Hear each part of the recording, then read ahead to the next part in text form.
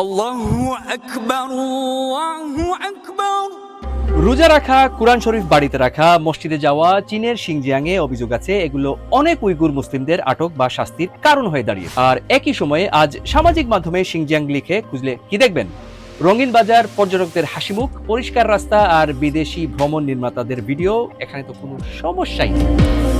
দুটো ছবি একই জায়গায়, কোনটা সত্যি নাকি দুটোই? কিন্তু একটা আপনাকে দেখানো হচ্ছে আর একটা লুকানো হচ্ছে। এই প্রশ্নগুলোর উত্তর খুঁজতেই আজকের ভিডিও। আমরা দেখব অভিযোগ কি, প্রমাণ কি, চীনের বক্তব্য কি, ফাঁস হওয়া নথি কি বলছে, আর বিশ্ব কেন ধীরে ধীরে উইগুরদের কথা ভুলে গেল।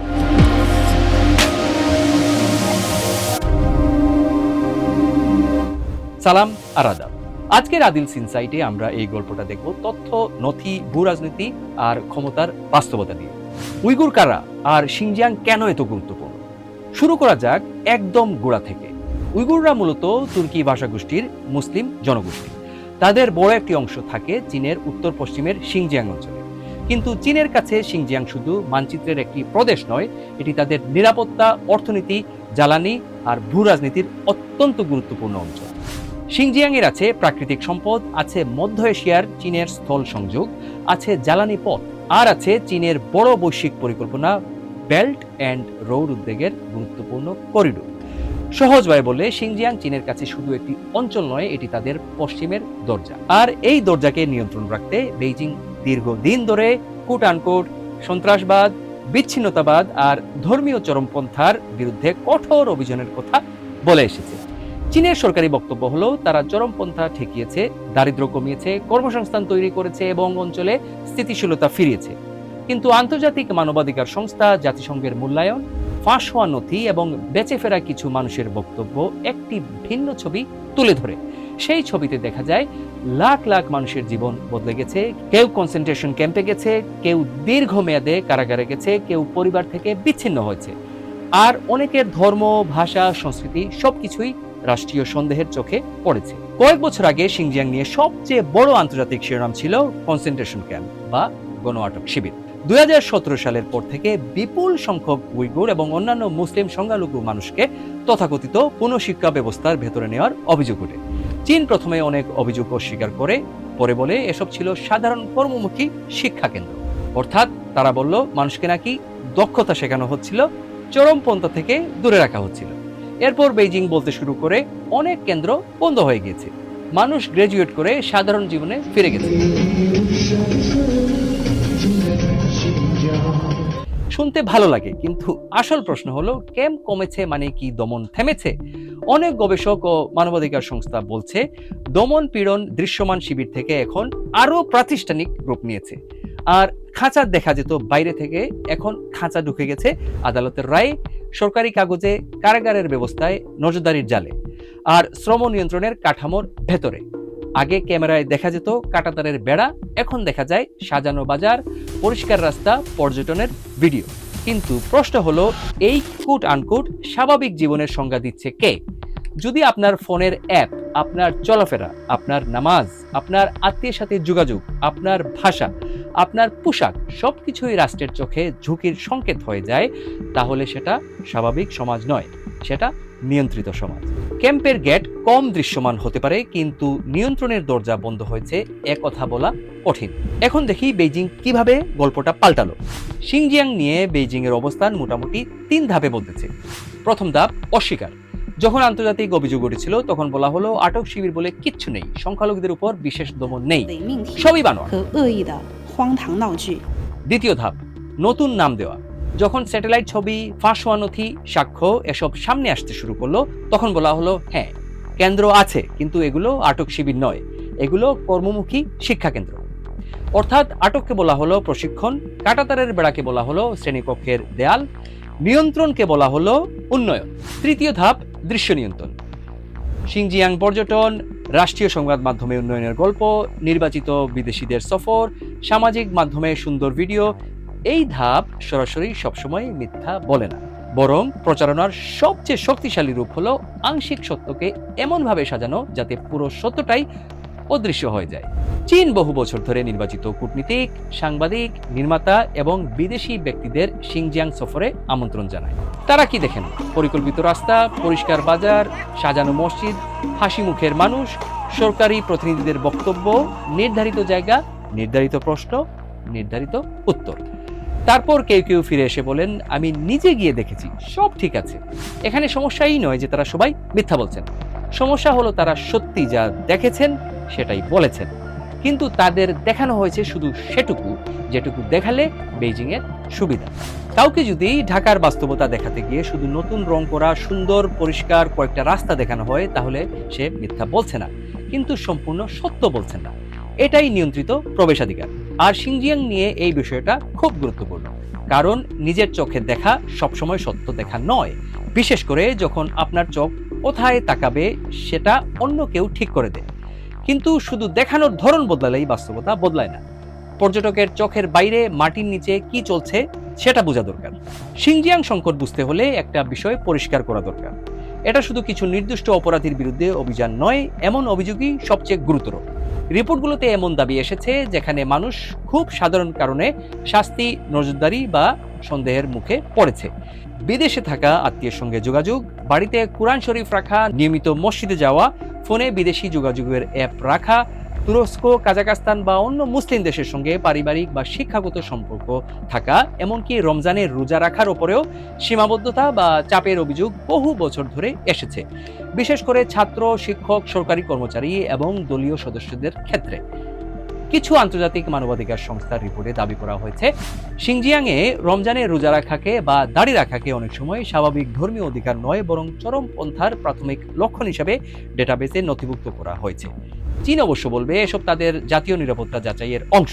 তারা বলবে সন্ত্রাসবাদ ঠেকাতে কঠোরতা দরকার। তারা আরো বলবে শিনজিয়াংয়ে ধর্মীয় স্বাধীনতা আছে, বাইরের অভিযোগ রাজনৈতিক উদ্দেশ্য প্রণোদিত। কিন্তু সমস্যা হলো যখন নিরাপত্তার সংজ্ঞা এত বড় হয়ে যায় যে একটি পুরো জনগোষ্ঠীর সাধারণ জীবনযাপনই সন্দেহভাজন হয়ে পড়ে, তখন সেটা সাধারণ আইন প্রয়োগ থাকে না, সেটা হয়ে যায় পরিচয় নিয়ন্ত্রণ। আর এখানেই শিনজিয়াংয়ের মডেলটি সবচেয়ে ভয়ঙ্কর, কারণ এখানে দমন শুধু পুলিশ বা বন্দুক দিয়ে হয় না, এটা হয় দপ্তরের ফাইল দিয়ে, তথ্য ভান্ডার দিয়ে, আদালতের নীরব রায় দিয়ে, আর অ্যালগোরিদম দিয়ে। একজন মানুষকে সমাজ থেকে মুছে দিতে সবসময় রাতের অন্ধকার লাগে না, কখনো কখনো লাগে শুধু একটি সরকারি ফাইল, একটি ঝুঁকি তালিকা আর একটা নীরব কারাদণ্ড। ফাঁস হওয়া নথি থেকে আমরা কি খুঁজে পাই? চীন বলে শিনজিয়াং নিয়ে বাইরের অনেক অভিযোগ মিথ্যা, রাজনৈতিক উদ্দেশ্য প্রণোদিত এবং চীন বিরোধী প্রচারণা। কিন্তু এই গল্পে সবচেয়ে গুরুত্বপূর্ণ জিনিস হলো, সব প্রমাণ শুধু বাইরের মানুষের বক্তব্য থেকে আসেনি, কিছু প্রমাণ এসেছে ফাঁস হওয়া নথি থেকে। 2019 সালে আন্তর্জাতিক অনুসন্ধানী সাংবাদিকদের একটি জোট চায়না কেবল নামে একটি গোপন সরকারি নির্দেশিকা প্রকাশ করে। সেখানে আটক, কেন্দ্র পরিচালনা, নজরদারি, শৃঙ্খলা এবং নিয়ন্ত্রণের বিষয়ে বিস্তারিত নির্দেশনার কথা উঠে আসে। এরপর 2022 সালে শিনজিয়াং পুলিশ ফাইলস নামে আরও একটি বড় ফাঁস সামনে আসে। এতে হাজার হাজার আটক ব্যক্তিদের ছবি, অভ্যন্তরীণ বক্তৃতা এবং প্রশাসনিক নথির দাবি প্রকাশিত হয়। চীন এসব নথি জাল বা মিথ্যা বলে অস্বীকার করেছে, কিন্তু একাধিক স্বাধীন গবেষক ও সাংবাদিক এই নথিগুলোকে গুরুতর প্রমাণ হিসেবে বিবেচনা করেছেন। এই নথিগুলো গুরুত্বপূর্ণ কেন? কারণ এটা শুধু ভুক্তভোগীদের কান্নাই নয়, এটা ব্যবস্থার নিজের ভাষায় ধরা পড়া নিয়ন্ত্রণের ছবি। একটা রাষ্ট্র বাইরে যা বলে আর ভেতরে কি নির্দেশ দেয়, দুইয়ের পার্থক্য অনেক সময় ইতিহাসের সবচেয়ে বড় সত্য প্রকাশ করে। একটা সময় শিনজিয়াংয়ের ছবি মানেই ছিল চেকপোস্ট, সশস্ত্র পুলিশ, নিরাপত্তা গেট। আজ হয়তো কিছু জায়গায় সেই দৃশ্য কম দেখা যায়, কিন্তু এর মানে নজরদারি কমে গেছে এটা ধরে নেওয়া ভুল। শিনজিয়াংয়ের বহু বছর ধরে মুখ শনাক্তকরণ, বায়োমেট্রিক তথ্য সংগ্রহ, ফোন পরীক্ষা, ক্যামেরা নেটওয়ার্ক এবং আগাম ঝুঁকি শনাক্ত করার ব্যবস্থা নিয়ে রিপোর্ট হয়েছে। এর মধ্যে সবচেয়ে আলোচিত একটি ব্যবস্থার নাম IJOP, পুরো নাম ইন্টিগ্রেটেড জয়েন্ট অপারেশনস প্ল্যাটফর্ম। এই ব্যবস্থাকে সহজভাবে বোঝালে এটি মানুষের চলাফেরা, যোগাযোগ, ফোনের ব্যবহার, পরিচয়, সামাজিক সম্পর্ক, বিভিন্ন তথ্য মিলিয়ে ঝুঁকির সংকেত তৈরি করতে পারে বলে অভিযোগ রয়েছে। আপনি প্রতিদিন যে রাস্তা দিয়ে যান তার বাইরে অন্য রাস্তা দিয়ে গেলেন, হঠাৎ বেশি জ্বালানি কিনলেন, ফোন বন্ধ রাখলেন, বিদেশে কারো সঙ্গে যোগাযোগ রাখলেন, ধর্মীয় চর্চা একটু বেশি চোখে পড়ল, এই সব কিছুই চাইনিজ কর্তৃপক্ষের জন্য সন্দেহের সংকেত হয়ে যেতে পারে। এখানে আপনি অপরাধ করেছেন কি করেননি সেটা কখনো কখনো দ্বিতীয় বিষয় হয়ে যায়। আপনি সিস্টেমে তৈরি করা ঝুঁকির প্রোফাইলে পড়েছেন কিনা সেটাই হয়ে যায় প্রথম বিষয়। এটা পুলিশ রাষ্ট্রের নতুন সংস্করণ। পুরনো পুলিশ রাষ্ট্র বলতো, আমরা তোমাকে দেখছি, নতুন ডিজিটাল পুলিশ রাষ্ট্র জেনে বলে তোমার তথ্য তোমাকে আগেই চিহ্নিত করে ফেলেছে। এখন আসি অর্থনীতিতে, কারণ সিনজিয়াং সংকট শুধু মানবাধিকার প্রশ্ন নয়, এটা বৈশ্বিক পণ্য সরবরাহের প্রশ্ন। সিনজিয়াং বিশ্বের তুলা উৎপাদনের একটি বড় কেন্দ্র। সৌরবিদ্যুৎ প্যানেল তৈরিতে ব্যবহৃত পলিসিলিকন সরবরাহের ক্ষেত্রেও সিনজিয়াং দীর্ঘদিন গুরুত্বপূর্ণ ভূমিকা রেখেছে। মানবাধিকার সংস্থা ও জাতিসংঘের বিশেষজ্ঞরা বহুবার উদ্বেগ প্রকাশ করেছেন, রাষ্ট্রীয় শ্রম স্থানান্তর কর্মসূচি নামে জোরপূর্বক শ্রমের ঝুঁকি তৈরি হয়েছে। চীন বলছে এগুলো দারিদ্র্য বিমোচন, কর্মসংস্থান এবং উন্নয়নের প্রকল্প। কিন্তু সমালোচকদের প্রশ্ন হলো, যদি একজন মানুষ নিজের ইচ্ছায় কাজ বেছে নিতে না পারে, না বলার সুযোগ না থাকে, চাকরি বদলানোর স্বাধীনতা না থাকে, আর পুরো প্রক্রিয়াটি নজরদারি ও রাজনৈতিক চাপের মধ্যে চলে, তাহলে সেটা স্বাভাবিক কর্মসংস্থান নয়। এখানেই সাধারণ ক্রেতাদের জন্য অস্বস্তিকর সত্য লুকিয়ে আছে। আপনার পরা শার্ট, আপনার আলমারির সস্তা পোশাক, আপনার বাড়ির সৌর প্যানেল, আপনার ব্যবহৃত কিছু প্রযুক্তিপণ্য, এসবের সরবরাহ শৃঙ্খলের সরাসরি বা পরোক্ষভাবে সিনজিয়াং সংযুক্ত ঝুঁকি ঢুকে যেতে পারে। আর এখানেই পশ্চিমা বিশ্বের নৈতিক অবস্থান জটিল হয়ে যায়, কারণ বিবৃতি দেয়া সহজ, কিন্তু সাপ্লাই চেইন পরিষ্কার করা ব্যয়বহুল। মানবাধিকার নিয়ে বক্তব্য দেয়া সহজ, কিন্তু সস্তা পণ্যের নেশা ছাড়ানো কঠিন। তাই সরকার কথা বলে, ব্র্যান্ড নীতিমালা দেয়, ক্রেতারা ক্ষোভ প্রকাশ করে, কিন্তু পর্দার আড়ালে পণ্যের চাকা অনেক সময় আগের মতোই ঘুরতে থাকে। আজ বিশ্বের বিভিন্ন দেশে, তুরস্ক, কাজাখস্তান, জার্মানি, যুক্তরাষ্ট্র, যুক্তরাজ্য অনেক উইগুর প্রবাসী আছেন। কেউ পড়তে গিয়ে আর ফিরে আসেননি, কেউ কাজের কারণে বাইরে ছিলেন, কেউ পালিয়েছেন, কেউ পরিবারের সঙ্গে যোগাযোগ হারিয়েছেন। তারা কি করছেন? তারা সাক্ষ্য দিচ্ছেন, পরিবারের কথা বলছেন, সংসদে যাচ্ছেন, আদালতে যাচ্ছেন, সামাজিক মাধ্যমে হারিয়ে যাওয়া মা, বাবা, ভাই, বোনের খবর চাইছেন। কিন্তু এই কথা বলারও মূল্য আছে। বিদেশ থেকে সিনজিয়াং নিয়ে কথা বললে চীনে থাকা পরিবারের উপর চাপ পড়তে পারে বলে অনেকেই ভয় করেন। কেউ ফোন ধরেন না, কেউ কথা বলতে ভয় পান, কেউ হঠাৎ যোগাযোগ বন্ধ করে দেন। অর্থাৎ ভয়ের দেয়াল শুধু সিনজিয়াং এর ভেতরে নয়, দেশের বাইরে থেকেও মানুষকে চুপ করিয়ে রাখে। তবুও অনেক মানুষ কথা বলছেন, কারণ তারা জানেন তারা যদি চুপ থাকেন তাহলে বিশ্ব আরো দ্রুত ভুলে যাবে। এবার আসি সবচেয়ে অস্বস্তিকর প্রশ্নে।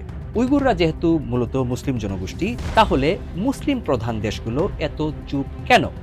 এখানে শুধু আবেগ দিয়ে উত্তর দিলে পুরো বাস্তবতা ধরা যাবে না, কারণ রাষ্ট্রের সিদ্ধান্ত অনেক সময় নীতি নয়, স্বার্থ আর কূটনৈতিক বাস্তবতা দিয়ে চলে।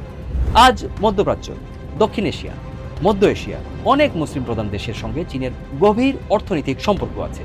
বাণিজ্য, অবকাঠামো ঋণ, জ্বালানি চুক্তি, সামরিক সহযোগিতা, কূটনৈতিক সমর্থন। চীনের বেল্ট অ্যান্ড রোড উদ্যোগ শুধু রাস্তা বা সেতুর পরিকল্পনা নয়, এটি প্রভাব বিস্তারের এক বিশাল নেটওয়ার্ক।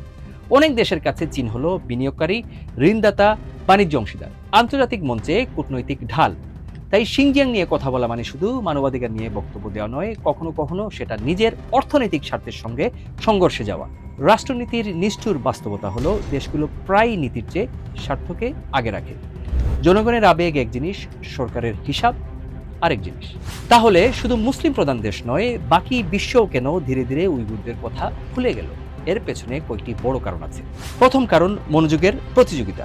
আজকের খবরের দুনিয়া ভরা ইরান যুদ্ধ, গাজা, ইউক্রেন, মুদ্রাস্ফীতি, নির্বাচন, কৃত্রিম বুদ্ধিমত্তা, অভিবাসন, একটার পর একটা বড় ঘটনা দিয়ে। সিনজিয়াং থেকে প্রতিদিন বিস্ফোরণের ছবি আসে না, প্রতিদিন নতুন যুদ্ধের ফুটেজও আসে না। এটা একটা ধীর গতির সংকট। কাগজে কলমে চলা অন্যায়, দপ্তর, কারাগার, নজরদারি আর নীরবতার ভেতরে চলা চাপ। আর ধীরগতির অন্যায় সামাজিক মাধ্যমে কম ভাইরাল হয়। দ্বিতীয় কারণ, প্রবেশাধিকার নিয়ন্ত্রণ।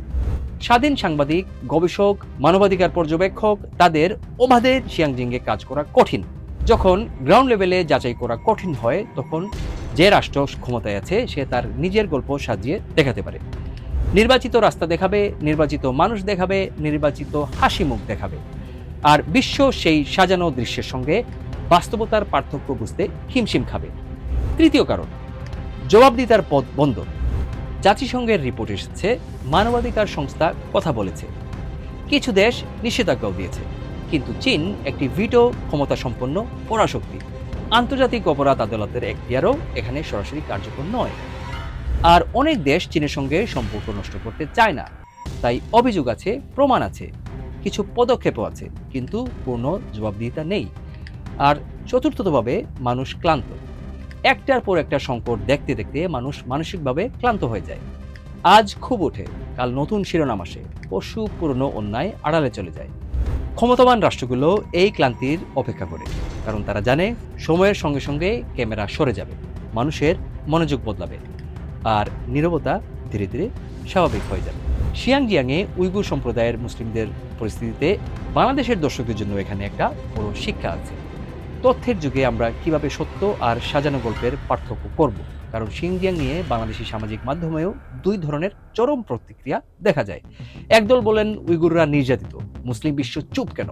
আরেক দল বলবে সবই পশ্চিমা প্রচারণা, চীন আসলে উন্নয়ন করছে। কিন্তু মনে রাখতে হবে, ভূ রাজনীতিতে কোনো পক্ষই ধোঁয়া তুলসী পাতা নয়।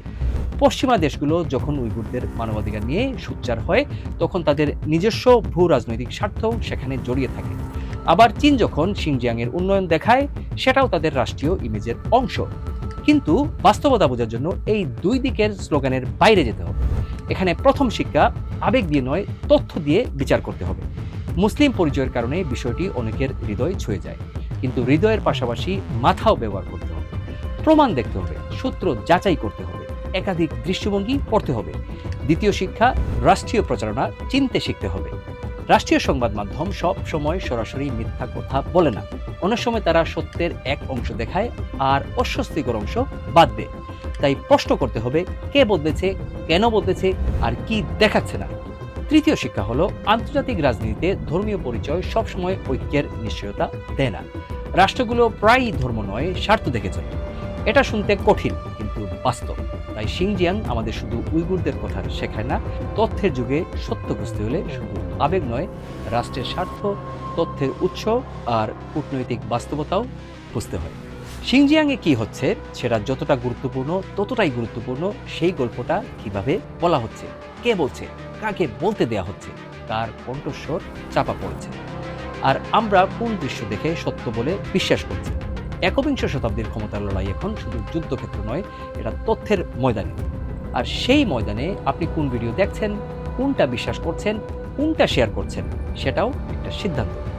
উইগুর সংকট শেষ হয়ে যায়নি, এটা শুধু কম দৃশ্যমান হয়েছে। আগে বিশ্ব দেখত আটক শিবির, এখন দেখে পর্যটনের ভিডিও।